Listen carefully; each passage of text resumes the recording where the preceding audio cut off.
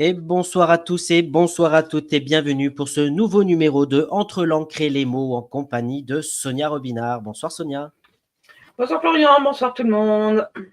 Merci à toi d'être avec nous donc pour ce troisième numéro Entre l'encre et les mots où ce soir on en reçoit Jérôme Deverdière pour nous parler donc de son livre Mauvaise mère aux éditions Le Cherche Midi. Qu'est-ce que tu peux nous dire en deux mots Sonia sur ce livre? J'ai adoré.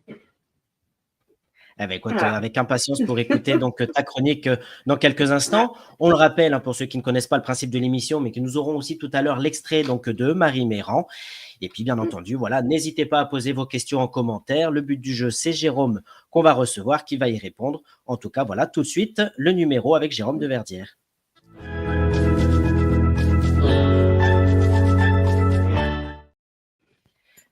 Bonsoir Jérôme. Bonsoir Florian et bonsoir Sonia. Je pense que on peut s'arrêter là. Sonia a dit j'ai adoré. Je vous remercie beaucoup. On va s'arrêter là. Je pense que c'est bien. Voilà, voilà, c'est une très bonne émission. Je vous souhaite à tous une bonne soirée. Merci beaucoup Sonia. En tout cas, merci à toi Jérôme d'être avec nous ce soir. Donc pour parler, on l'a dit, donc de ce livre Mauvaise mère aux éditions Le Cherche Midi. En tout cas, voilà, c'est un réel plaisir de t'avoir avec nous ce soir.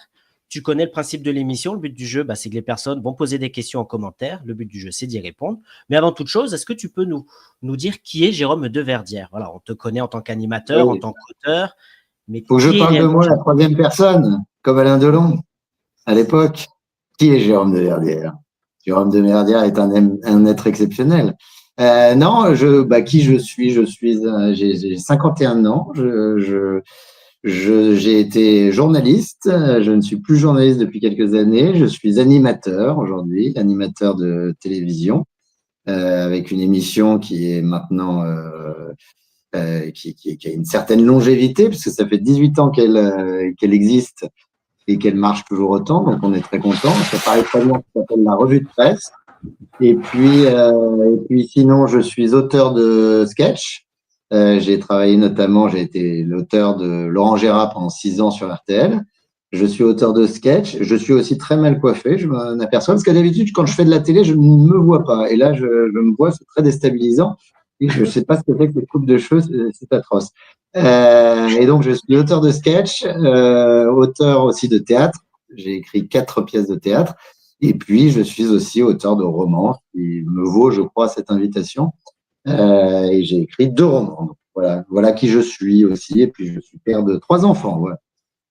En tout cas, merci à toi donc, pour cette présentation. Tu l'as dit, tu es avant tout aussi animateur de la revue de presse qui est donc diffusée sur Paris Première donc, les lundis tous les 15 jours. Là, la prochaine, c'est lundi prochain à 21h. Est-ce que tu peux nous présenter cette émission qui dure, tu l'as dit, depuis 18 ans maintenant? C'est un talk show d'humour consacré à l'actualité. Donc, je suis entouré d'humoristes qui sont Jacques Maillot, Bernard Mabille, Philippe Chevalier, Régis Maillot, Yann Stotz, Cécile Giroux, Stéphane Rose, Michel Guidoni, Florence Brunold, Thierry Rocher.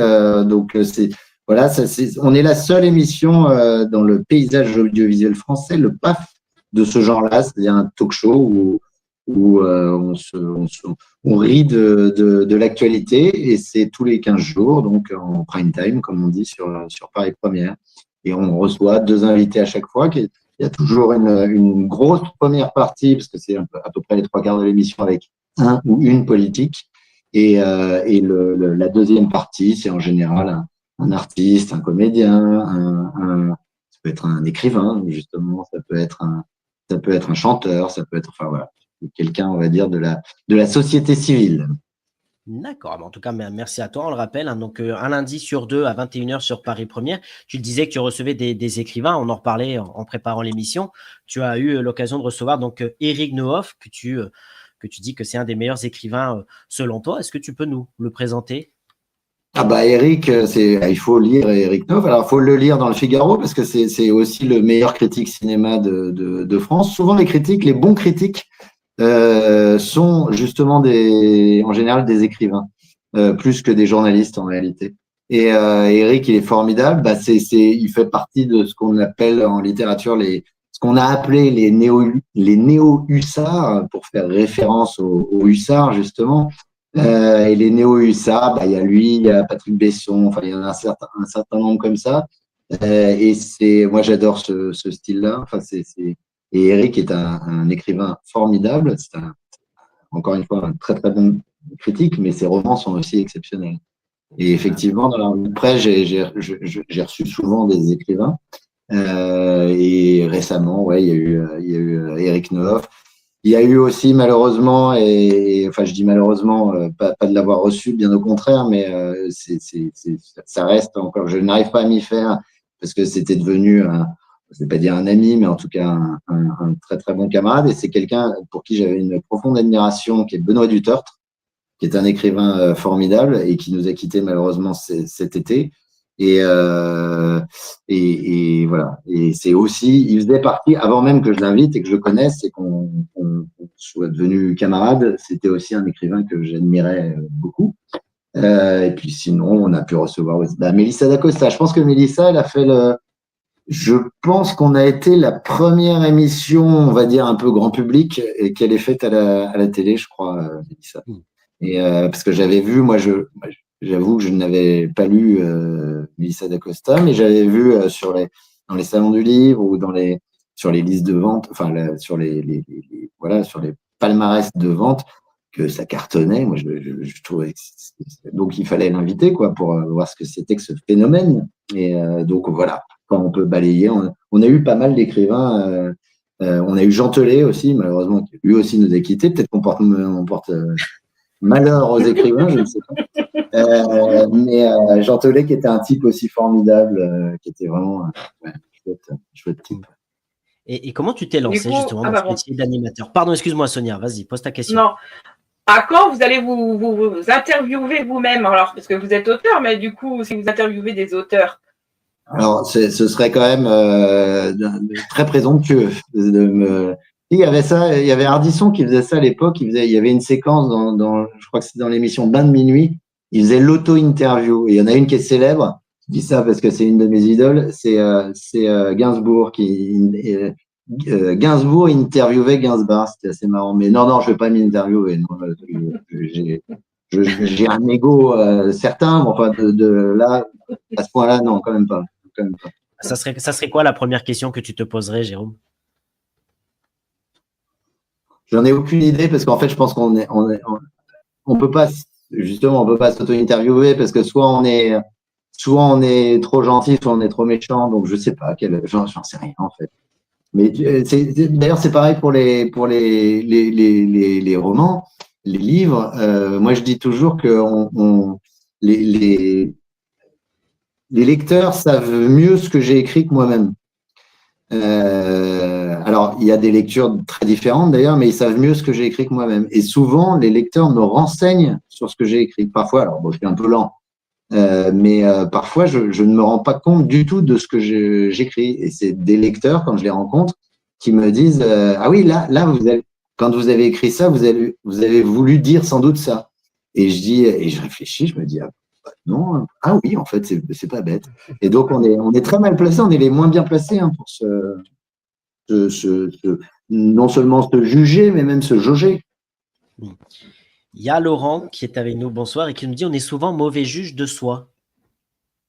Ouais, alors oui, pour ces raisons-là, je crois que Laurent a raison, c'est-à-dire que c'est difficile, ce qui est normal d'ailleurs, on n'a pas le recul nécessaire. Puis souvent, moi en tout cas, je fais partie de ces auteurs qui franchement, je ne sais pas trop ce que j'écris en réalité.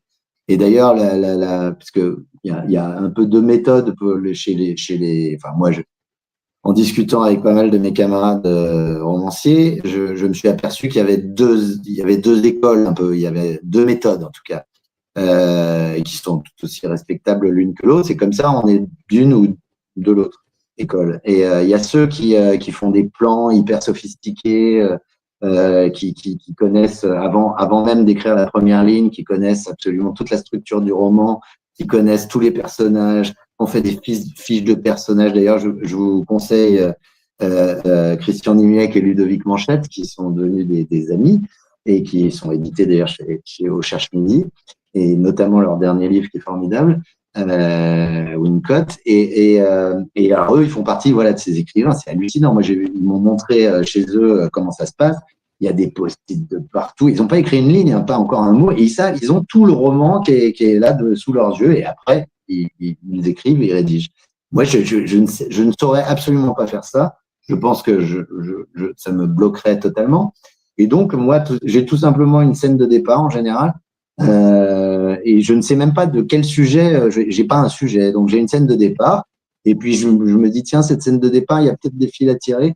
Et donc, je commence à écrire comme ça. Mais je ne sais absolument pas ce qui va devenir de l'histoire. Je ne connais jamais la fin, je ne connais pas le milieu, je ne connais pas les personnages, je ne connais. Voilà. Et j'y vais comme ça. Et donc, je suis d'autant plus mal placé. Donc, souvent, c'est une fois que le livre est écrit et parfois même une fois qu'il est lu, je me dis, ah oui, c'est ça. Par exemple, Mauvaise Mère, j'ai attendu la moitié de l'écriture du manuscrit pour me dire, oui, en fait, le sujet principal du livre, c'est les relations mère-fille.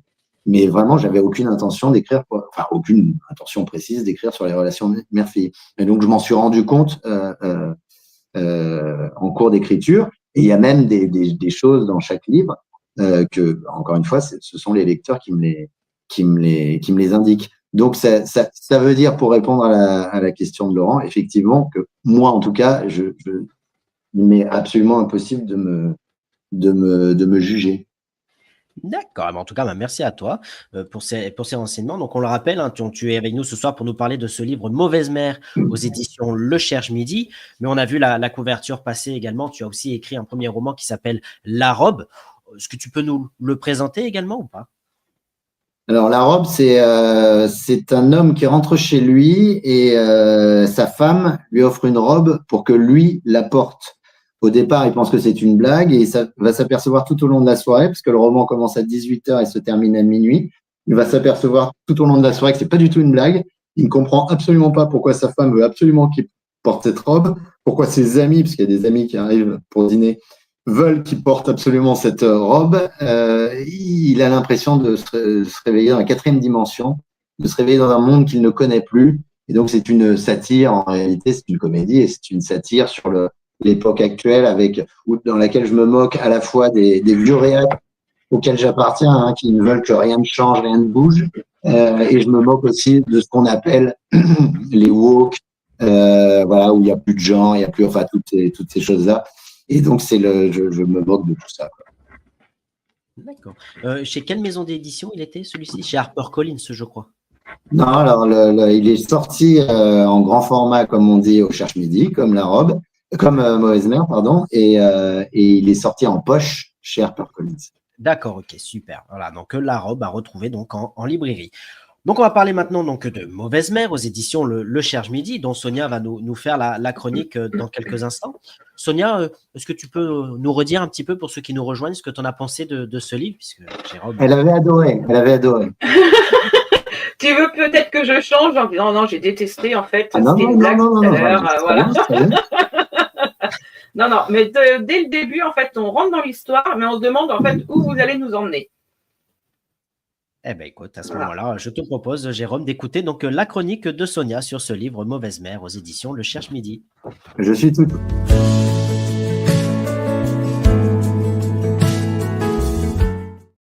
Excuse-moi, le jingle est parti un petit peu trop tôt. Tu allais dire quelque chose, Jérôme? Non, je disais, je suis tout oui. Tu es tout oui. Eh bien, Sonia, nous sommes tout oui. Ok. 11 mai 1981. Elle attend. Une femme attend patiemment que son marin rentre au port, mais celui-ci ne rentrera jamais.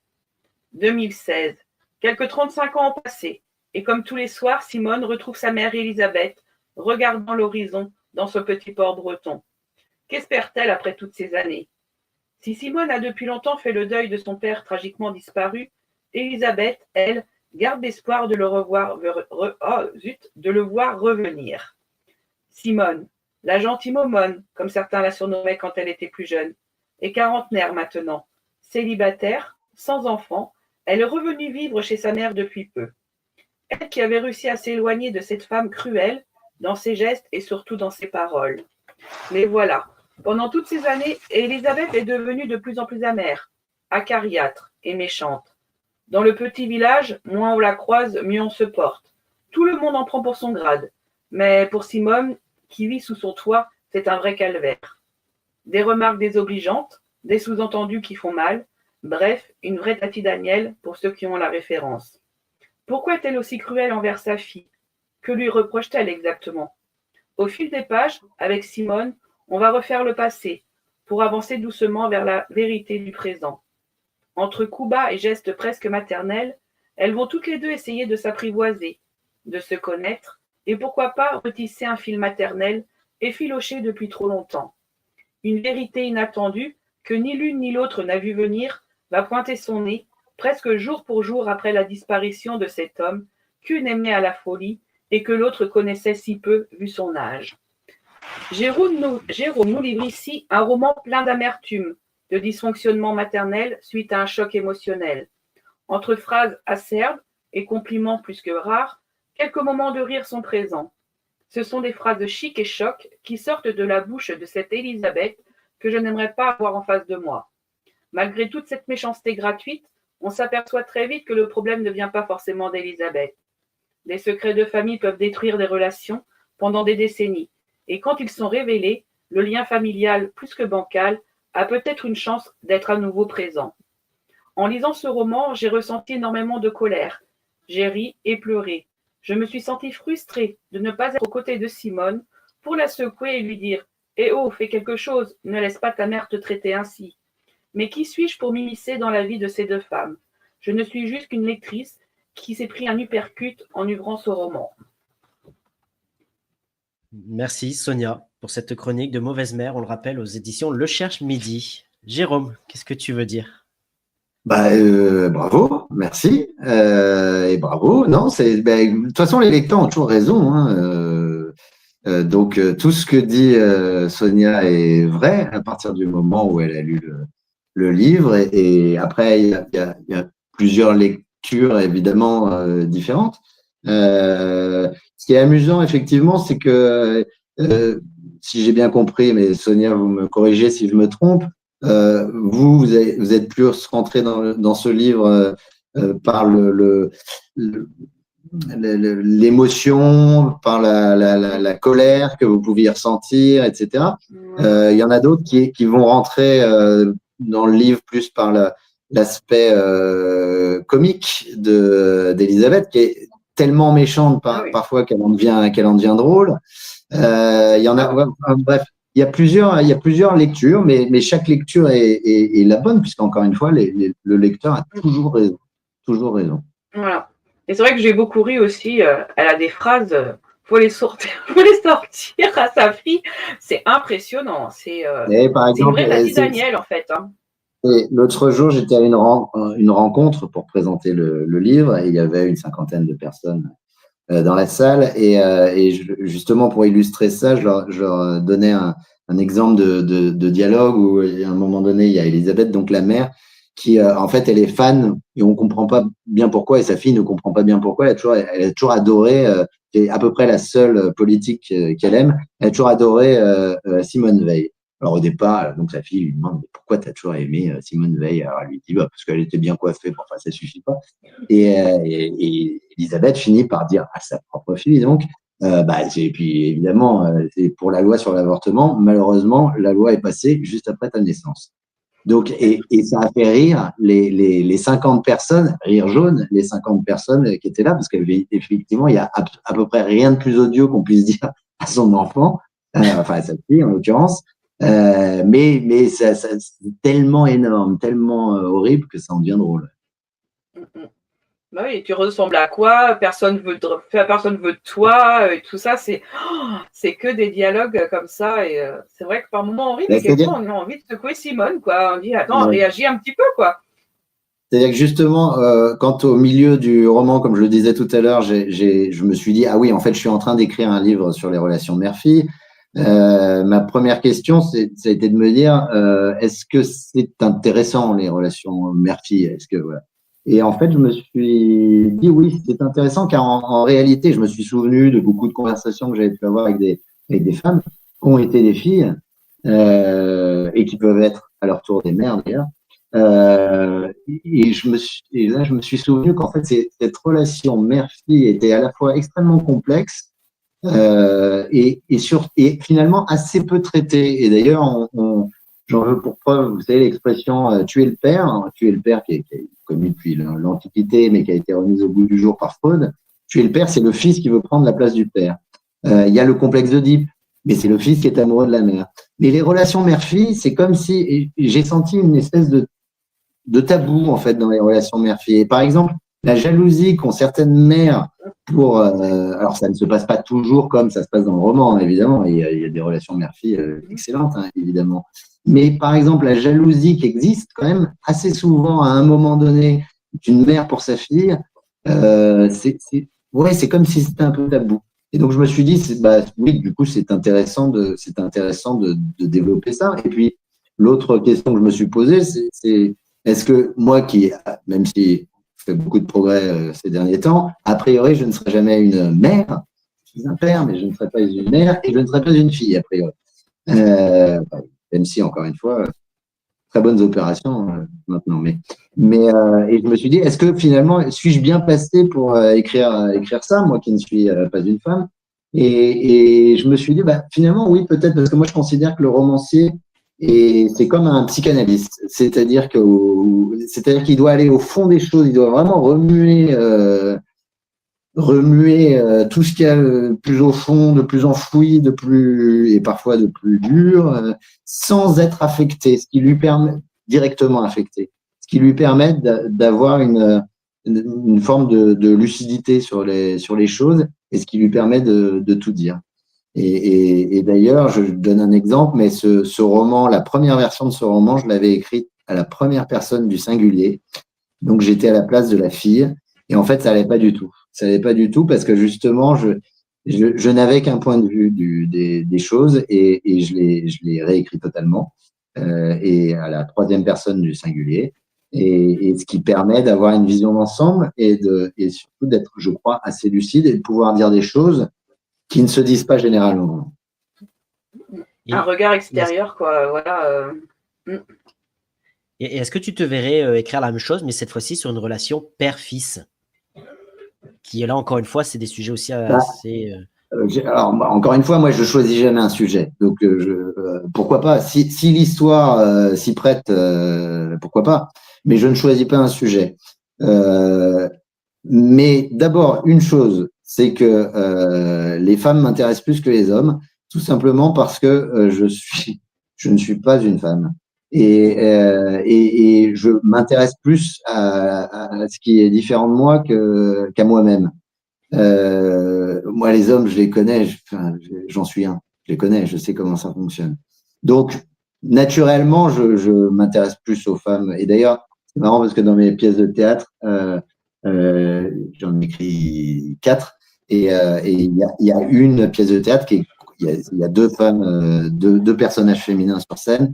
Et ça parle totalement des femmes. Donc, j'ai quand même ce truc-là, ça m'intéresse plus. Donc, d'une part, pour cette raison-là. Et puis, l'autre raison qui me ferait peut-être un peu reculer, je ne sais pas, peut-être que, pourquoi pas, hein, mais c'est que justement, je suis un homme. Donc, je pense que je ne dirais pas tout à fait la vérité parce que je serais trop affecté.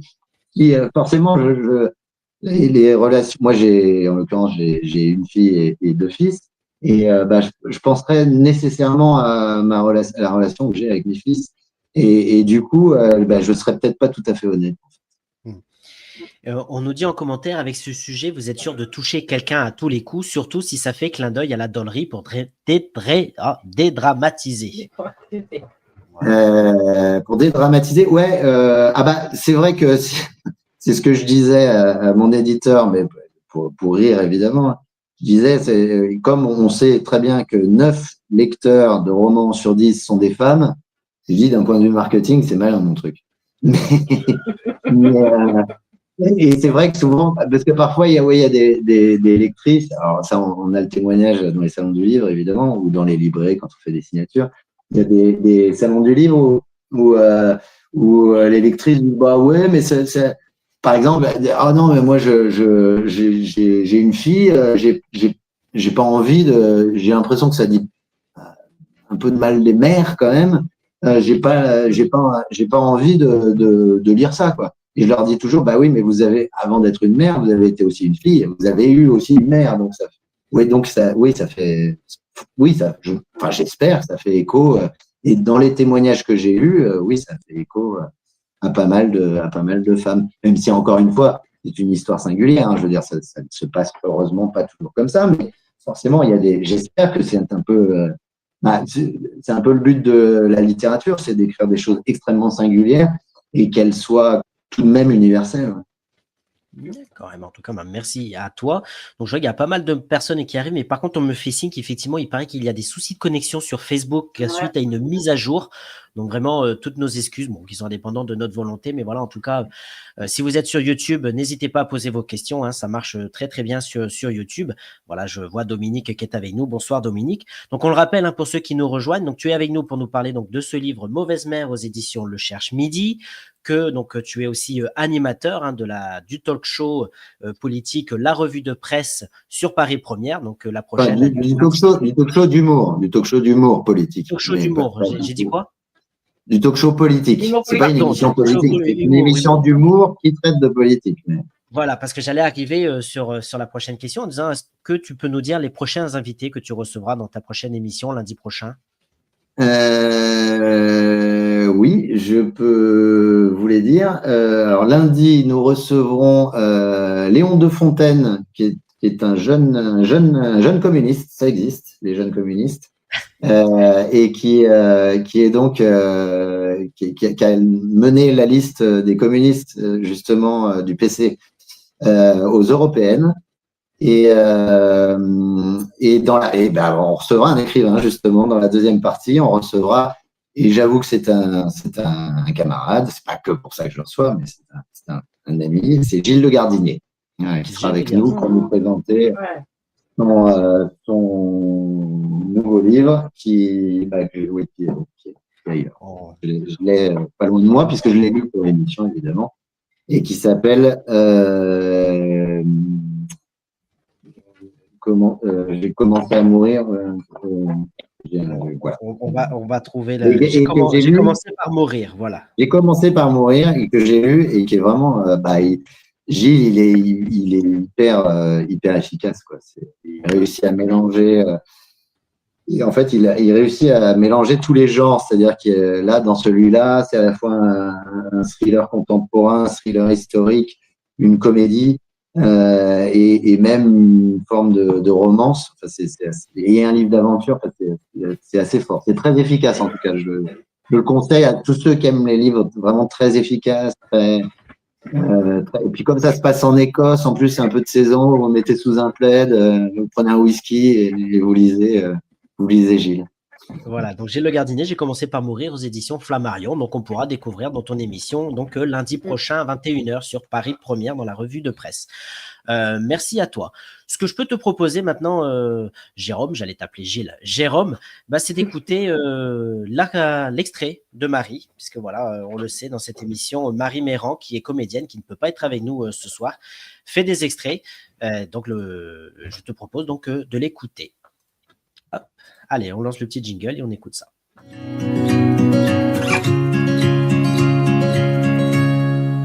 Marie Méran présente un roman de Jérôme Deverdière, Mauvaise mère, aux éditions Le Cherche Midi. Il a cru que ce jour finirait là où il a commencé, chez lui, et puis il a compris que ce ne serait pas le cas. Le vent se lève, en toute discrétion. Le marin n'entend pas les craquements du bateau recouvert par les détonations molles et répétées du moteur. Une relique qui tousse en rendant une fumée crasse par l'arrière. L'embarcation avance. Comme d'habitude, elle se fout des remous marins. Les océans, les mers, les piscines, les aquariums et les baignoires sont des royaumes d'indifférence. Le bateau se déploie maintenant par saccades. Ce qu'il peut prendre de vitesse sur le dos d'une vague, il le perd aussitôt dans la remontée. L'homme se tient bien droit à la barre et reçoit dans les bras les coups que le navire prend sur les flancs. Le vent s'engouffre par les côtés ouverts de la cabine de pilotage. Il charrie des milliers d'embruns. Les poussières de gouttelettes glissent sur le ciré du marin, terminent leur dégringolade en petites flaques autour de ses pieds bottés. Le bois finira bien par les absorber. Certaines d'entre elles, avant la chute, s'accrochent à sa barbe, qui les sort de temps en temps du revers de la main. Il va inspecter le ciel. Parfois, les constats ressemblent à des prières. Les nuages s'amoncellent au-dessus de sa tête. Il regarde derrière lui pour voir où est la côte. Elle n'est plus là. Abandonnée 2 heures plus tôt, elle a disparu. La mer s'est refermée sur lui. Il est revenu à son poste, sans la puissance nouvelle des courants. Ça tape fort sur la coque, de plus en plus fort. L'eau vire au noir. Il regarde droit devant lui. Il ne peut plus faire machine arrière. Les marins prétendent que la terre les refoule, mais il n'est pas dit non plus que la mer les accueille. Il ne peut changer de cap. C'est trop tard. Le premier jour. Élisabeth est assise sur un parapet. Elle porte un ciré jaune, capuche sur la tête. Ses jambes ballottent dans le vide. La plage est en dessous, à 1,50 m environ des semelles de ses bottes en caoutchouc bleu nuit à liséré blanc. Il pleut. Un peu. Le ciel breton a toujours tendance à radoter. Combien de fois Simone a-t-elle vu sa mère sur ce muret face à l'océan? Des centaines de fois sans doute. Des milliers peut-être. Elle l'appelle. « Maman ?»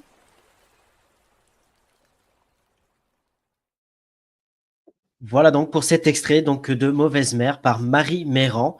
Est-ce que c'est la première fois que tu entends, Jérôme, ton roman lu à voix haute comme ça? Ouais, c'est assez émouvant. D'ailleurs, je dois dire bravo à Marie. C'est assez émouvant, surtout qu'il y a en plus, elle a mis une ambiance sonore derrière. Donc, oui, c'est toujours. Donc, oui, c'est la première fois et c'est toujours émouvant d'entendre la lecture. Surtout que moi, en tout cas, j'écris comme ça. Moi, j'écris beaucoup à l'oreille. C'est-à-dire que quand j'écris quasiment à haute voix, ou en tout cas, quand je me relis et que je me réécris, parce que, comme dit, je crois que c'est Nicolas Mathieu qui disait ça, et je crois qu'il a bien raison. Il dit, il n'y a pas d'écriture, il n'y a que de la réécriture. Et donc, quand j'écris, moi, je tiens beaucoup à la sonorité de la phrase. Parfois, il m'arrive il y a un mot qui devrait être là et c'est le mot qu'il faut, mais ça sonne mal dans la phrase. Et donc, on en choisit un autre qui peut-être a moins à faire dans la phrase, mais qui sonne mieux. La phrase est plus jolie, est plus belle, et veut dire parfois plus de choses. Enfin, bon, c'est le mélange du fameux débat le style et le fond et la forme, quoi. Mais donc, tout ça pour dire que moi, j'écris effectivement à haute voix, et tant que, quand je me relis, tant que ça passe pas à haute voix, je le refais, parce que pour moi, ça va pas. Alors, je dois parfois laisser passer des trucs, hein, mais donc, là où qui me fait plaisir, d'abord, Marie lit très très bien, mais je suis assez content quand j'entends ça, parce que je vois que la lecture est fluide. Enfin, il y a une musique, quoi. Il y a une musique, et c'est vrai que moi j'aime bien. Donc, on peut considérer, je ne veux pas être prétentieux, mais on peut considérer que quand il y a une musique, ça veut dire qu'il y a quand même un peu un style. Donc, c'est très agréable. Il y a Elisabeth qui est là, qui nous dit bonsoir, superbe lecture. On imagine bien la scène, que ça soit toi, Sonia ou Jérôme. Jérôme, toi en l'écrivant et toi, Sonia, en le lisant. Est-ce que vous vous êtes reconnus dans cette scène que Marie nous a lue? Carrément. Oui, puis moi, en Bretagne, évidemment, on a la mer pas loin de chez moi. À moins d'1 heure, il y a la mer. Donc, c'est vrai que tout de suite, j'imaginais les parapets de Saint-Malo et tout ça aussi. Donc, ou l'île de Groix, où je vais régulièrement. Et du coup, je voyais très bien, comme on en voit beaucoup de cirés jaunes quand on va se promener là-bas, j'imaginais tout à fait Elisabeth en train d'attendre sur un des ports bretons, quoi. Donc, voilà. Ce qui est amusant, c'est que si moi j'ai l'habitude de pitcher, comme on dit en bon français, le Mauvaise Mère comme ça, je dis, en fait, c'est la scène du début, parce que là, Marie a lu le prologue et vraiment le tout début du premier chapitre. Mais la scène du début, en fait, c'est donc une femme, Elisabeth, donc, qui a 70 ans, qui est assise sur un muret à Concarneau, elle regarde l'océan. Sa fille, qui a 40 ans à ce moment-là, vient la voir et lui dit « Rentre, maman, tu vas attraper froid ». Et sa mère lui répond « Non, j'attends. Qu'est-ce que t'attends, maman? J'attends ton père. Mais enfin, maman, papa est mort il y a 35 ans. Donc, pourquoi cette femme attend sur son mari alors qu'il a disparu en mer 35 ans auparavant? Pourquoi cette fille, à 40 ans, a décidé de venir vivre à nouveau chez sa mère? Quelle est la nature donc de leur relation et comment en quelques semaines, parce que l'action du roman se situe sur quelques semaines, comment en quelques semaines des secrets, des mystères vont se dévoiler et bouleverser totalement leur vie à toutes les deux et bouleverser aussi la vie de quelques personnages secondaires qui vont s'avérer ne pas être si secondaires que ça dans l'histoire. Et donc et notamment j'ai fait un salon du livre à Quimper parce que moi je suis pas breton, hein, donc j'étais souvent en Bretagne mais je suis pas du tout breton. Mais il fallait que cette histoire se passe en Bretagne. Et quand j'ai fait un salon du livre à Quimper, et il y a donc des Bretons qui m'ont dit c'est fou parce que toute notre enfance, on a vu ces femmes, et c'est presque tout le temps des femmes, ces ombres comme ça qui regardent l'océan, et parfois c'était des femmes qu'on connaissait, du village, de la ville, etc. Et on nous disait toujours, parce que les gamins ils disent mais pourquoi Madame Machin est là, elle regarde, ça fait des heures qu'elle regarde, et puis elle est tous les jours là. Et en fait, j'avais tapé assez juste parce qu'effectivement, il y a beaucoup de femmes qui ont des maris, des frères, des pères, etc., qui ont disparu en mer. Et souvent, c'est comme une forme de recueillement ou presque d'attente ces hommes qui ont disparu. Donc, je ne sais plus du tout pourquoi je raconte ça, mais ça devait avoir un lien avec la question précédente. Ah oui, est-ce que je me reconnaissais? Donc, je ne me reconnais pas moi, mais je reconnais, en tout cas, je reconnais ce que j'ai écrit, non seulement ce que j'ai écrit, mais grâce au lecteur, je crois qu'on peut reconnaître effectivement des choses qui se passent réellement. Eh ben, merci à toi en tout cas pour ces réponses claires et précises. Ils sont très longues mes réponses, hein, j'en ai conscience. Hein. Dès que vous vous endormez, vous me le dites. Et, non, t'inquiète. C'est plus court. Donc on le rappelle que tu nous parles de ce livre Mauvaise Mère aux éditions Le Cherche Midi et qu'on peut te retrouver pour ceux qui sont dans le sud. Tu pourras présenter ce livre donc ce samedi le 14 décembre prochain au Cultura d'Aubagne de 14h à 18h. Donc encore une fois merci au Cultura d'Aubagne de cette invitation. Voilà, donc si vous ne connaissez pas Jérôme, si vous n'avez pas encore son livre juste avant les fêtes, c'est très très bien de venir. Excellent cadeau de Noël. Excellent cadeau de Noël. Exactement. Je dis pas ça parce que c'est moi qui l'ai écrit, mais vraiment, moi je l'ai lu, c'est vraiment bien. Très bon cadeau de Noël. Puis achetez la robe aussi. Voilà. Bah oui, la robe. Bah oui, parce qu'il faut les deux. Voilà, la robe aussi. Ouais. Voilà. Et ben en tout cas, merci à toi, Jérôme. Donc, au Cultura d'Aubagne. Voilà. En plus, c'est sur les salons, tu sais y faire. Tu es super sympathique. On s'est vu à Toulon dernièrement. Bon, tu as vu, j'ai encore une nouvelle fille avec moi ce soir. Oui, parce qu'il faut savoir, non mais il faut le dire aux téléspectateurs et aux internautes, il faut savoir que j'ai découvert que Florian avait une sorte de harem autour de lui. C'est-à-dire que, et je l'ai vu, à chaque fois que je le vois, il est avec, alors, à Toulon notamment, sur 3 jours, le vendredi, je l'ai vu avec deux jeunes femmes, le samedi avec 4, et le dimanche, il y avait quasiment 15 personnes, 15 femmes autour de lui. Alors, il a un physique absolument remarquable, il a une intelligence certaine, mais il y a un truc quand même, il a un truc. Je ne sais pas si Sonia peut témoigner, mais il y a un truc chez Florian, il y a un truc en plus, quoi. C'est une sorte de forme.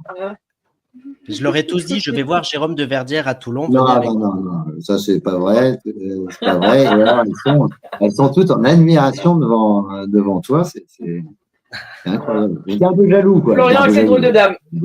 Voilà. Florian et ses drôles de dames. Voilà. C'est Charlie, mon deuxième prénom. Voilà. Bon, en tout cas, merci à toi. J'aime bien Laurent. Ouais, pour la petite anecdote, Laurent, tout son père, c'est mon père, effectivement. Merci. Donc, on l'a dit, tu es animateur, tu es auteur, mais tu as aussi écrit donc, plusieurs pièces de théâtre au nom de Ouais. 4. Là, tu as une Je actualité peux venir aussi, je peux venir faire aussi une machine à 40 chez vous, si vous voulez, je sais tout faire. Changer un pneu. Ouais. Attends, j'étais juste en train de chercher le visuel de la pièce de théâtre. Alors, attends. Ce que je te propose, elle est là. Voilà, c'est ça. Donc, Le Cake aux olives avec donc Philippe Chevalier et Bernard Mabille, hein, donc écrit donc par toi, Jérôme, et mis en scène par Éric Logérias. Voilà, ce que je te propose, c'est de regarder la bande-annonce donc de cette pièce de théâtre et ensuite on en discute. Je ne savais même pas qu'il y avait une bande-annonce. Alors là, tu veux me faire découvrir quelque chose. Il y a une bande-annonce de la pièce. Eh ben, il y a une bande-annonce d'ailleurs, et donc je te propose de l'écouter et ensuite on en discute.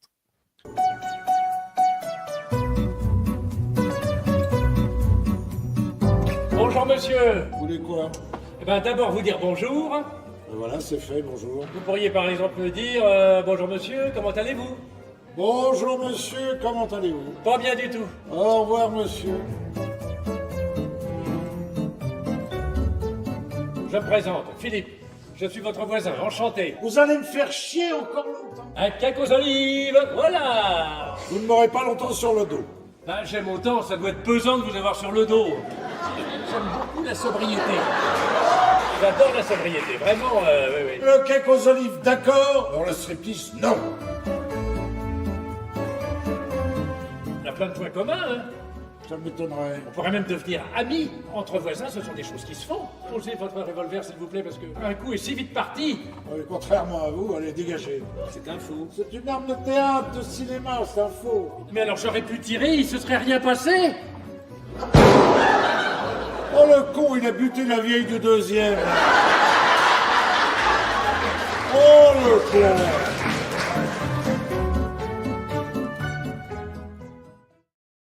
Voilà, donc Le Cake aux olives, donc avec, on l'a vu, hein, Philippe Chevalier, Bernard Mabille, et mis en scène donc, par Éric Logérias. Donc, tu ne savais pas qu'il y avait une bande-annonce alors? Ah non, je découvre la bande-annonce. Eh ben voilà, bah tu vois, comme quoi, comme dirait ma grand-mère, tu as bien fait de venir. Et on rappelle qu'on peut la retrouver donc, dans plusieurs théâtres de France. Hein, Et donc, ta grand-mère? non, non, Ta grand-mère? la pièce de théâtre, pardon, Ah, excusez-moi. pardon.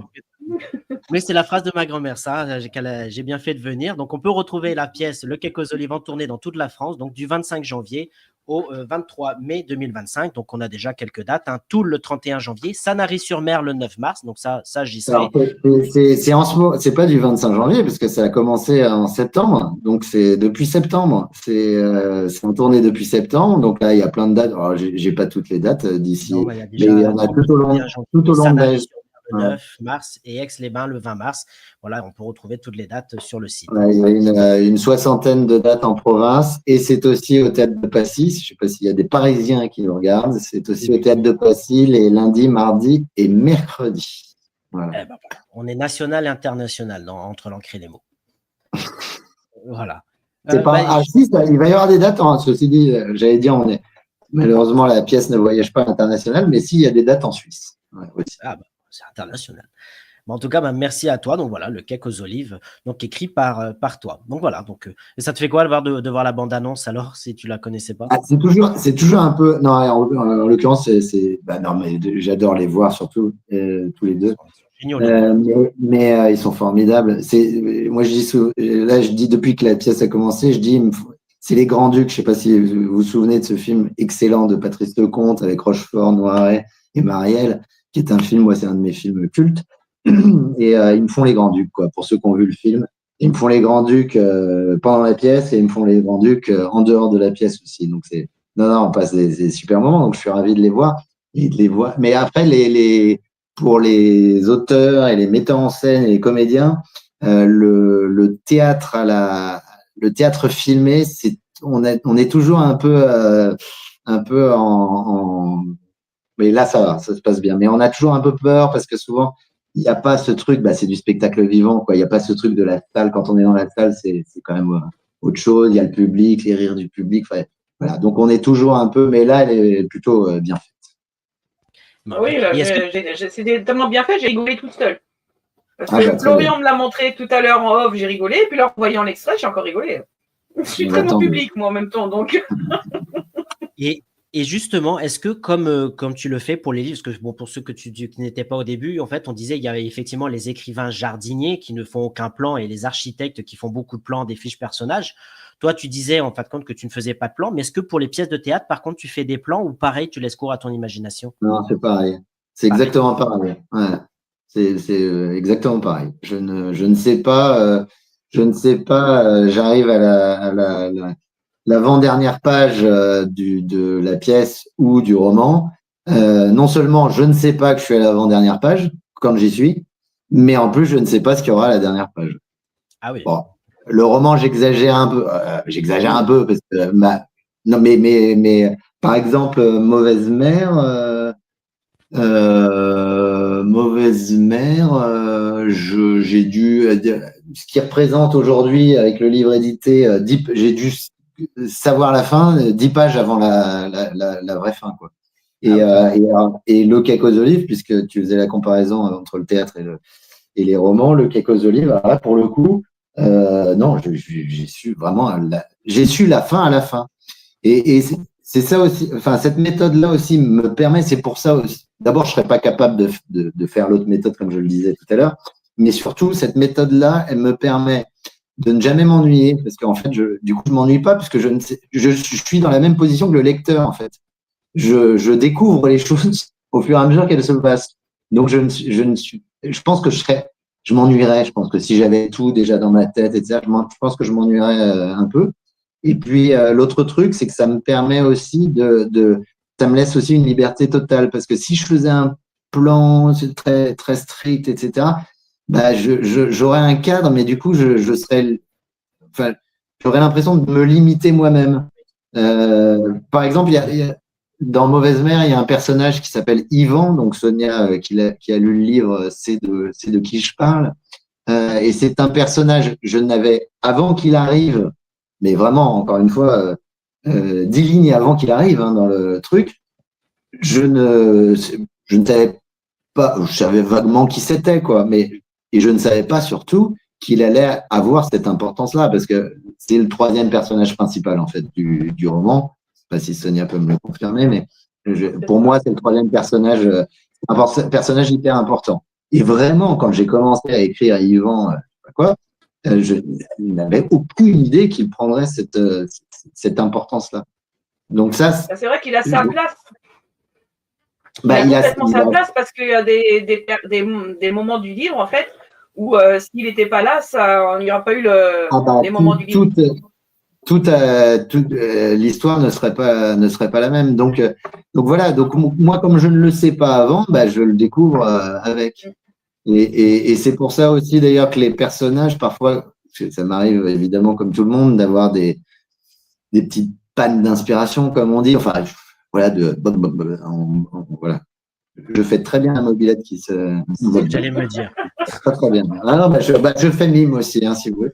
Et donc, quand je tombe un peu en panne, c'est souvent, j'utilise cette image, mais c'est vraiment, je le ressens comme ça. Ce sont les personnages, en fait, qui viennent me taper sur l'épaule, qui me disent, dis donc, t'es gentil, mais tu m'as foutu dans ce truc-là, maintenant tu vas m'en sortir, quoi. Donc, et alors, ils m'aident, parce que parfois, c'est eux-mêmes qui me, enfin, je suis pas fou, je n'entends pas des voix, mais c'est eux-mêmes qui me disent parfois, bah, je dis n'importe quoi, tu m'as mis devant une porte, bah, je vais l'ouvrir, la porte.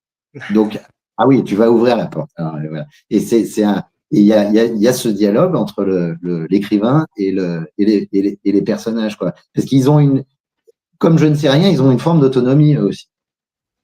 Il y a beaucoup d'auteurs qu'on a reçus comme ça qui disaient que c'est les personnages, en fait, qui mènent la danse, en fait, à travers le roman, en fait. Ouais, alors effectivement, alors parfois il y a une, ça peut arriver aussi, mais pas tellement, ça a dû m'arriver une ou deux fois, où parfois l'auteur doit reprendre le contrôle du personnage, quoi. Parce qu'il dit non, là le personnage c'est comme quelqu'un qui fait son intéressant, mais sauf que ça sert à rien. En fait, c'est pas toi la vedette, quoi. Donc de temps en temps, on doit un peu, voilà, on doit un peu tirer sur les rênes. Mais effectivement, ouais, sinon c'est beaucoup les personnages qui font le truc, quoi. Ouais, donc Mauvaise mère aux éditions Le Cherche Midi. D'ailleurs, il y a la question, je la revois pas. Pourquoi ce titre? Mauvaise Bah, mère. parce que j'avais deux choix. Alors, ce titre, il s'est imposé, je l'ai eu très, très rapidement. Donc, j'avais le choix entre Mauvaise mère, M-E-R-E, ou Mauvaise mère, M-E-R. Et On va en parler. alors, déjà, je trouvais que Mauvaise mère, M-E-R-E, ça faisait un peu témoignage chez Michel Lafon, vous voyez ce que je veux dire? Et bon, c'est pas mon genre de beauté. Et enfin, j'ai rien contre Michel Lafon, hein. Non, Mais ça, je dis, vous voyez, livre de témoignages, moi, Christina F., prostituée, 13 ans, battue, etc. Ça faisait un peu ça. Et donc, et d'ailleurs, j'ai appris plus tard qu'il y a un livre de témoignages, exactement, qui s'appelle Mauvaise mère, M-E-R.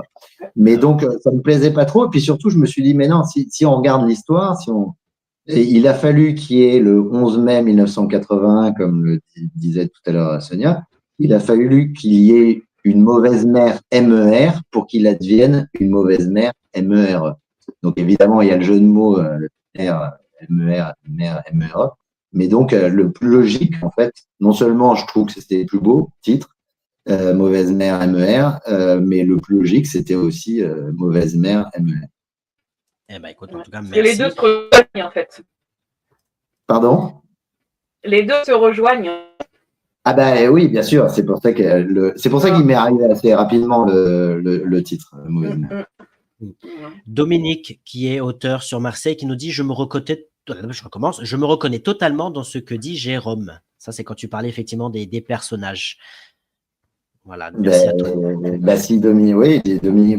Effectivement, et alors moi, avec tous les copains auteurs, etc., je m'aperçois que c'est à peu près 50-50 dans les méthodes, hein.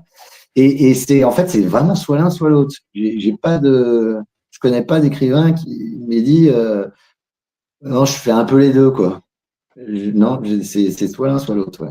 Donc Dominique est de cette école-là.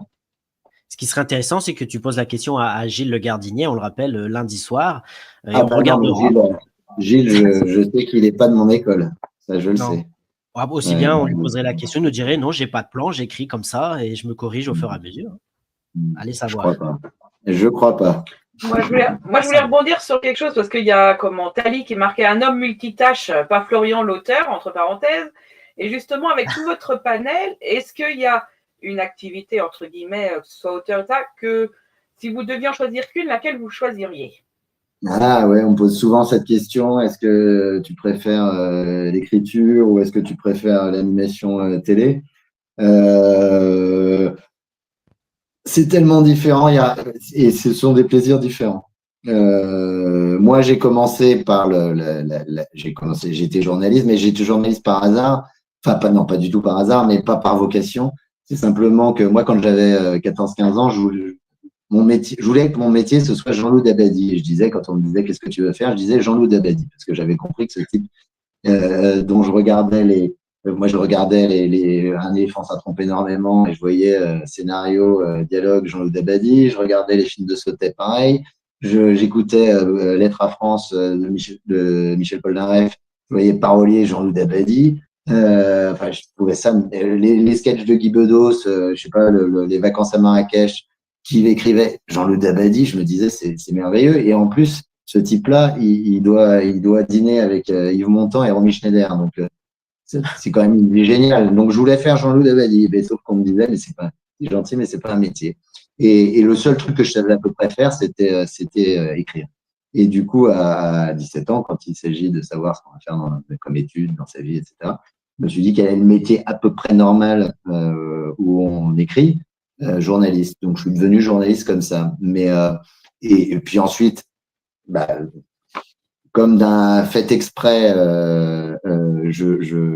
j'ai lancé cette émission. Par cette émission, j'ai rencontré des artistes, des gens de scène, et j'ai commencé à écrire des sketchs, j'ai commencé à écrire des pièces, etc., etc. Du coup, ça m'a amené à l'écriture, ce que j'aurais dû faire dès le départ. En réalité, moi, j'étais plus destiné à écrire qu'à animer une émission de télévision.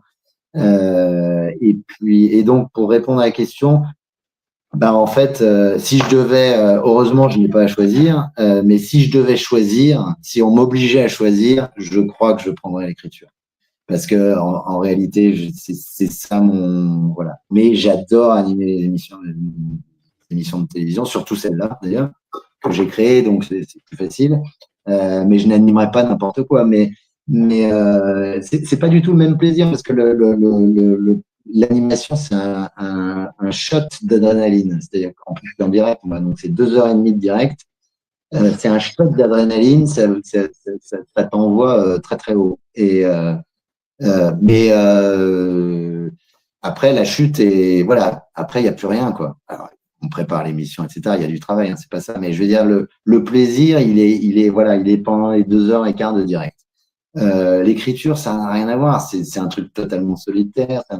C'est beaucoup plus lent. On met moi, mon émission c'est tous les 15 jours, mais j'ai déjà été en quotidienne, etc.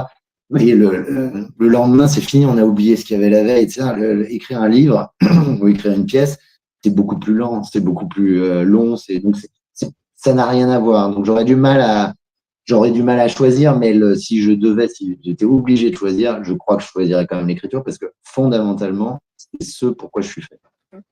Oui, parce que tu disais que tu faisais une émission en direct, mais on va dire les chroniques de Guidoni, c'est toi qui les écris, tu disais. Donc tu écris même en faisant une émission. Oui, j'écris des sketchs, j'écris des sketchs, bien sûr. Donc voilà, donc dans tous les cas, donc n'importe ce que tu fais à la télé, en animation, tu écris. Donc ton métier de base, c'est l'écriture. Oui, mais oui, mais l'écriture pour la télé ou l'écriture pour la radio. Moi, j'étais 6 ans en quotidienne avec Laurent Gérard, donc j'écrivais quotidiennement des sketchs pendant 6 ans. C'est pas pareil parce que justement il y a c'est pas la même chose que écrire une pièce de théâtre, écrire un livre. C'est encore ça doit être fatigant, ça doit être fatigant psychologiquement quand même d'avoir toujours des idées tous les jours comme ça, ça doit être je pense que je n'ai qu'un talent, c'est l'imagination. Et ça, je sais pas d'où ça m'est venu, c'est comme ça. C'est pas un talent d'ailleurs, c'est un don. C'est le don, c'est-à-dire vraiment le truc. Personne n'y est pour rien, pas même moi. Et donc c'est l'imagination. Donc ça, je suis aidé. Après, c'est quand même une gymnastique. Donc, non, mais c'est vrai que c'est difficile, mais c'est quand même une gymnastique. Mais effectivement, l'écriture pour une quotidienne, oui, parfois vous êtes un peu rincé. Ouais. Et il faut toujours remettre. Puis en plus, là, c'était RTL, c'était Laurent Gérard, c'était RTL. C'est quand même, à l'époque, en tout cas, 2 millions d'auditeurs et qu'il faut faire rire. C'est ça aussi. Il faut faire rire tous les jours et avec l'actualité. Donc, l'actualité, elle ne nous fait pas toujours rire. On le voit en ce moment, il y a de quoi faire. Hein. J'ai hâte de voir l'émission de lundi soir. En vrai, il y a toujours de quoi faire, mais bon, parfois, quand vous en êtes à votre parce que donc ça fait 8 minutes par jour pendant 10 mois, puisque l'été, il n'y avait pas d'émission, tous les jours. Quand vous en êtes à votre 40e sketch sur Nicolas Sarkozy, il peut arriver d'être un peu, voilà. Bon, après, il y a un entraînement, il y a une gymnastique, on a 2-3 techniques quand même et puis surtout, moi je dis toujours aux gens qui disent, ça doit être très dur vos métiers ou votre métier, etc. Ça doit être très dur. Je dis, on va pas se plaindre, on est payé. D'abord, personne nous a obligé de faire c'est plutôt des métiers où il faut se battre pour les faire que l'inverse. Donc personne nous a obligés à les faire. Je suis pas à l'usine, je suis pas au guichet d'une caisse d'épargne. Et enfin, je pense qu'il y a beaucoup plus dur, ou je sais pas quoi, pompier, ou je sais pas quoi. Il y a beaucoup plus dur que ça. Donc, on fait des métiers. Non. D'ailleurs, moi, je dis souvent, je travaille. Moi, j'ai pas l'impression de travailler. C'est du travail, bien sûr, mais j'ai pas l'impression de travailler parce que je fais que ce que j'ai envie de faire. Donc, ouais. Eh ben, merci à toi. Non, mais en tout cas, il y a pas mal de commentaires. Là, visiblement, les petits soucis techniques de Facebook indépendants sont résolus. Bon, il y a Laurent qui nous dit, et quand Jérôme, acteur de théâtre, ça marcherait, c'est sûr. Donc Non. voilà. Hein, Non. C'est gentil, Laurent, mais je ne suis pas. Mais on me l'a proposé, alors plus pour le One Man Show d'ailleurs, mais on me l'a proposé plusieurs fois et j'ai toujours dit non. Et non, mais d'ailleurs aussi pour une pièce, on m'a proposé une pièce d'ailleurs. Et j'ai toujours dit non parce que moi je sais ce que c'est, j'écris pour le théâtre et j'ai mis en scène, donc je sais ce que c'est et je sais qu'il y a beaucoup d'acteurs très bons, et y compris des acteurs très bons qui ne travaillent pas. Et moi, je ne serai pas un bon acteur. Donc, je fais suffisamment de choses différentes. Je laisse ça au bon. Non, je ne sais pas. Je suis pas du tout. Je serais un mauvais comédien. D'accord. Bah écoute, merci Laurent pour voilà. Mais bon, aussi un Mais jour. c'est gentil de penser à moi, mais a priori, ou alors faudrait aussi. Ce que je pourrais faire, c'est à l'époque, mais il proposait ça à tout le monde. Et, mon copain Jean-Pierre Mocky, parce qu'il proposait ça à tout le monde, il était complètement fou. Et à chaque fois qu'il me voyait, mais je sais qu'il l'a fait à tout le monde. Il disait t'es formidable, je vais te prendre pour mon prochain film. C'était toujours des films. Il avait 123 € pour les tourner. Bon, bref. Et à chaque fois, mais ça aurait été pour faire une panouille. Là, faire une apparition machin avec Mocky à l'époque, ça je l'aurais fait évidemment, mais pas un truc sérieux. Elisabeth Bay qui nous dit, j'adore votre émission et je suis sûr que votre roman est excellent. En plus une pièce de théâtre, vous réussissez tout. Bravo Jérôme. Voilà. Merci Elisabeth, vous êtes adorable. Je ne réussis pas tout, hein, je vous assure. Non, je ne réussis pas tout, je vous assure. Mais c'est gentil de me le dire, en tout cas, de me le faire croire. Non, c'est vrai que tu es multicasquette et c'est vrai que sans là, lancer des fleurs, c'est vrai que tu réussis tout. Tu as écrit un bon roman, Sonia l'a confirmé, tu fais une bonne émission qui dure, tu l'as dit, depuis plus de 18 ans et en direct. Hein, c'est encore aujourd'hui, en 2025, de continuer à faire des émissions en direct, ça reste assez rare. Donc, en plus, une pièce de théâtre. Tali qui nous dit, quelle est l'activité au final qui prend le plus de temps? Est-ce plus complexe d'écrire un livre ou une pièce de théâtre? Bon, tu as partiellement répondu tout à l'heure, mais je vois là toutes les questions qui arrivent d'un coup. Alors, plus de temps, c'est pas, on peut pas répondre à cette question trop compliquée parce que, évidemment que entre écrire une émission et écrire un roman, ça prend plus d'écrire un roman, bien sûr. Plus de temps, pardon, d'écrire un roman. Est-ce plus complexe d'écrire un livre ou une pièce de théâtre? C'est une très bonne question, et je pense que la réponse, pour ceux qui font les deux, je pense que la réponse est extrêmement personnelle. C'est-à-dire, moi, ça va beaucoup plus vite d'écrire une pièce de théâtre parce que j'ai une vraie facilité au dialogue. Les dialogues. Et puis, le théâtre, ce qui est vachement bien, c'est que si vous... Allez, tiens, je fais une pièce avec un personnage qui s'appelle Florian et un personnage qui s'appelle Sonia. Alors là, si je mets Florian, 2 points, dis donc Sonia, tu veux boire un verre de vin? Sonia, elle va répondre quelque chose. À mon avis, elle va répondre oui. Et vous voyez ce que je veux dire? Elle va forcément répondre quelque chose. Donc, au théâtre, dans le dialogue, on est rarement en panne d'inspiration. Alors après, la réponse n'est pas forcément formidable. Hein. Je dis pas que c'est facile de bien écrire une pièce de théâtre. Je dis simplement que c'est très compliqué d'avoir une panne d'inspiration au théâtre parce que forcément, le jeu des dialogues fait qu'il y a toujours quelque chose qui, après, ça ne veut pas dire que c'est bon. Alors que le roman, quand même, il y a toute la partie, ce que j'appelle la partie prose, c'est-à-dire hors dialogue. C'est plus compliqué parce que là, il faut relancer la machine tout le temps. On n'a pas que des personnages, on a aussi des descriptions, on a aussi des scènes, on a aussi… Voilà, donc il faut relancer le romancier. C'est pour ça que c'est un… Je sais pas si c'est un art, mais c'est une activité géniale parce que si on prend la comparaison avec un film, par exemple, ce serait un romancier, c'est quelqu'un qui serait à la fois le scénariste, le réalisateur, le preneur de son le monteur, d'une certaine façon, les comédiens, puisque ils sortent de notre tête quand même les personnages, et le dialoguiste, le régisseur, en fait, c'est quelqu'un qui ferait le film en entier. Donc c'est vrai que d'ailleurs, ça fait un peu peur parfois. Hein. On se dit, voilà, wow. Mais c'est aussi ça qui est génial, parce qu'à la différence, on peut compter sur nous-mêmes, d'une part, donc on n'est pas emmerdé par les autres, à part parfois l'éditeur, mais on n'est pas emmerdé par les autres, et surtout, à la différence justement du réalisateur, par exemple, ou du scénariste, ceux qui font des films, c'est que si j'ai envie que mon personnage parte de Gif-sur-Yvette et aille sur la Lune, et que sur la Lune, il rencontre des chameaux, il n'y a aucun problème.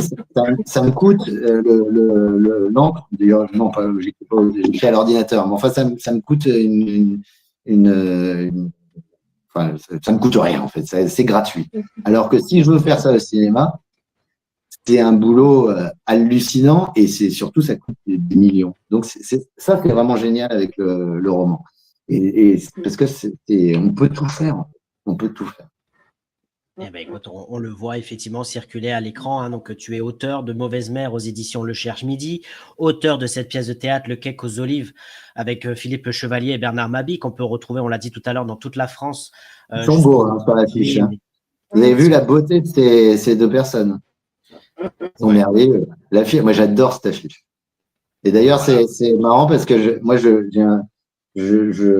suis très, très soucieux des affiches de théâtre ou des couvertures de livres ou l'aspect visuel de tous ces trucs-là, mais d'abord, ça m'intéresse beaucoup et je suis très, très soucieux de ça. Et ça m'est arrivé d'avoir des affiches pour mes pièces, notamment, je pense à une notamment que j'adorais pas et celle-là, je la trouve vraiment, vraiment bien. Comme la couverture de Mauvaise Mère, je la trouve très belle. Eh ben, Mauvaise Mère, elle est là pour ceux qui nous rejoignñ. Elle est juste ici. Voilà. Avec le ciré jaune, effectivement, qui plombe bien le décor en Bretagne, à Concarneau, à Saint-Malo. Voilà. Hop là, tac.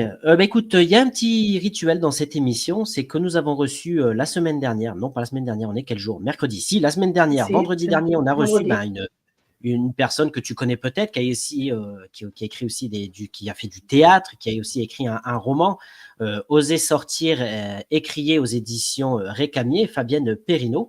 Ce que je te propose, c'est d'écouter la question qu'elle t'a posée, et ensuite tu pourras y répondre.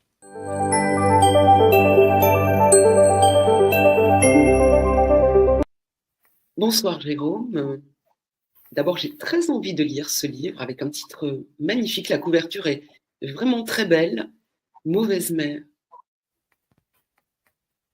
Ça résonne très fortement en moi, qui suis mère de 2 magnifiques filles. Mauvaise Mère. J'espère qu'il n'y en a pas beaucoup et j'espère que je n'en suis pas une. C'est aussi un fil que je vais explorer, que j'explore dans mon prochain roman. Donc, moi, j'aurais voulu poser comme question à Jérôme, est-ce que vous pensez que, comme je la pose dans mon roman, est-ce que vous pensez que une chanson, un texte peut sauver une vie, une relation justement entre une mère et sa fille? J'ai hâte de vous lire. Voilà, la question de Fabienne Perrineau qui était avec nous donc, pour ce livre, Oser sortir et écrire. Merci Fabienne, que je ne connais pas, mais alors je retourne le compliment parce que je ne connais pas le livre non plus et la couverture est pareil, est formidable et j'adore le titre aussi, Oser sortir et crier, c'est super. Pour répondre à la question de Fabienne, non, je crois que la littérature ne sauve rien du tout. Donc rien, voilà. Donc ça sauve rien ni personne. D'autant que moi je ne fais pas de l'autofiction, donc ça n'a pas de destination de sauver. Mais je crois que, non, de manière générale, je crois que ça sauverait. Non, c'est pas vrai de dire ça. Ça peut faire réfléchir, ça peut avoir de l'écho, mais je crois pas du tout à l'écriture thérapeutique. Non seulement j'y crois pas parce que je pense que ça marche pas, mais en plus je pense, et on revient au début de notre conversation, je pense que je suis pas sûr que si on, enfin, je sais pas si c'est ce que vous voulez dire Fabienne, hein, mais si on écrit pour se soigner de quelque chose, je suis pas sûr qu'on écrive un truc formidable, je peux vous dire, parce que justement, je pense qu'on est trop concerné dans ces cas-là et que on est trop affecté par le truc et du coup, je crois pas. Donc, pour répondre à la question de Fabienne, non, je crois pas que l'écriture soigne de quoi que ce soit. Et est-ce que la lecture soigne de quoi que ce soit? Je ne pense pas. Moi, je pense. Enfin, en tout cas, ça ne soigne pas d'un truc particulier. C'est-à-dire que, évidemment, que moi, je ne sais pas si je parle de mes auteurs préférés. Oui, je pourrais dire d'une certaine manière que Marcel Aimé, Patrick Modiano, Georges Simenon m'ont sauvé la vie. Yasmina Reza m'ont sauvé la vie. Et c'est pas non, ils m'ont pas sauvé la vie, en fait. Ils ont juste, comme je pourrais le dire, justement, je parlais de Claude Sautet tout à l'heure, ou de Melville, ou de Belmondo, de Gainsbourg. Enfin, bref, ils m'ont pas sauvé la vie. Ils ont hanté ma vie. Mais, ils m'ont pas sauvé la vie. C'est pas eux qui ont réglé c'est pas eux qui ont réglé mes factures, c'est pas eux qui ont réglé mes problèmes de je sais pas quoi, de famille, de couple, enfin, si j'en ai. C'est pas eux qui, enfin voilà. Non, je pense que ça simplement, ça enchante la vie, ça permet aussi de voir les choses. Ça, en revanche, je crois à ça. Je pense que le romancier renseigne le lecteur sur la condition humaine. Ça, c'est sûr et certain. Moi, quand j'ai lu Uranus de Marcel Aimé, je pensais, pour moi, tout ça est très subjectif. Pour moi, c'est le plus grand roman de tous les temps. Mais ma vision, j'ai compris quelque chose de la condition humaine et que je n'aurais peut-être pas compris si je ne l'avais pas lu. Et en tout cas, j'aurais mis beaucoup plus de temps à le comprendre. Donc oui, on comprend le monde. Moi, l'exemple le plus simple, c'est un autre écrivain que j'adore, qui est Houellebecq. Si vous voulez comprendre le début du XXe siècle, ce qu'était la France et ce qu'était d'ailleurs l'Occident au début du XXe siècle, du XXIe siècle, pardon, vous lisez Houellebecq, vous comprenez tout. Voilà. Donc, ça renseigne, l'écriture et la lecture renseignent sur la condition humaine, renseignent, mais ne soignent pas. C'est pas. Non, je crois pas. Eh ben, écoute, en tout cas, merci à toi donc, pour cette réponse à la question de Fabienne Perrineau qui est avec nous la semaine dernière, pardon. Et ben maintenant, à ton tour, hein, pour ceux qui nous suivent, là, ce vendredi, nous recevrons donc l'auteur, acteur, comédien, lui pareil aussi, une vraie personnalité à découvrir, Ada Abdelli, qui sera avec nous donc ce vendredi 13 pour nous présenter sa BD Les Scouts. Jérôme, est-ce que tu aurais une question à lui poser? Alors Ada, le truc c'est que je le connais, Ada. On se connaît et je crois qu'on s'aime pas mal. Alors je le connais pas par cœur, hein, mais je le connais. Alors évidemment, je serais tenté de lui demander alors Ada, ça marche? Les gens comprendront pourquoi. Et lui, je pense que ça le fera rire. Non, est-ce que j'ai une question? Non, j'ai envie de lui dire comment tu vas, Ada. J'ai envie de lui demander. Moi, je le trouve formidable, Ada. Il est formidable parce qu'il a une. Donc, c'est pas une question, hein, j'en ai bien conscience, hein, mais il a une énergie, une joie de vivre, un goût, le goût des autres, etc., qui se voit d'ailleurs dans ses BD. Et puis surtout aussi en tant que comédien, parce qu'il est comédien aussi, hein, Ada, faut pas l'oublier. Et je sais pas, est-ce que j'ai une question à lui poser? Non, j'ai pas de question. J'ai envie de lui dire que je l'aime beaucoup et qu'il continue et qu'on continue et c'est de quoi je parle, qu'on continue à se marrer du malheur, parce que c'est le seul moyen de rendre la vie supportable. Donc voilà, bah tiens, si je l'ai, ma question, c'est est-ce que justement les petits désagréments qu'il a pu ou qu'il peut avoir dans la vie, est-ce que son regard amusé des choses l'aide justement à passer au-dessus? Eh ben écoute, on lui posera donc la question, hein, tu l'as vu le principe, on lui diffusera donc cette question donc vendredi 13 prochain, hein, pour présenter, donc on l'a vu, sa BD Les Scouts aux éditions Michel Lafon, hein, on en parlait tout à l'heure. En tout cas, merci à toi Jérôme. Donc on aura la chance, toi aussi, de te retrouver en séance de dédicace, donc on l'a dit, au Cultura d'Aubagne ce samedi de 14h à 18h. Donc si vous êtes présent sur l'émission, que vous passez un bon moment, bah, venez continuer avec Jérôme ce samedi à Aubagne pour nous présenter ce livre, donc Mauvaise mère aux éditions Le Cherche Midi. Voilà, donc un livre à découvrir que Sonia nous a chroniqué, que Marie nous en a lu un extrait. Donc encore une fois, merci à tous. Jérôme, est-ce que tu veux dire un mot pour terminer sur l'émission, sur les personnes qui étaient présentes ce soir? Tu vois, nous aussi, on était en direct ce soir. On n'a pas fait 2 heures. Bravo déjà, parce que alors moi, c'est effectivement moi qui fais de la télé depuis 25 ans. Moi, ça me fascine toujours de me dire qu'on a fait de la télé avec 3 téléphones portables. C'est fascinant. Et bonjour Thalie. Voilà, parce que je vois que Thalie. Elle faisait partie des qui étaient avec moi. Ça, c'est mon côté animateur. Il faut forcément que je reprenne le dessus. Désolé, Florian, mais je vais reprendre le dessus. Tu es chez toi ici. Fais ce que tu veux. Non, juste à vous remercier. Merci beaucoup. Merci à Sonia, merci à Marie, merci à toi, Florian, et à tous ceux qui nous ont écoutés ou qui vont nous écouter, parce que je crois que c'est rediffusé. Enfin, c'est pas rediffusé. Voilà, c'est là on voit que je suis vieux.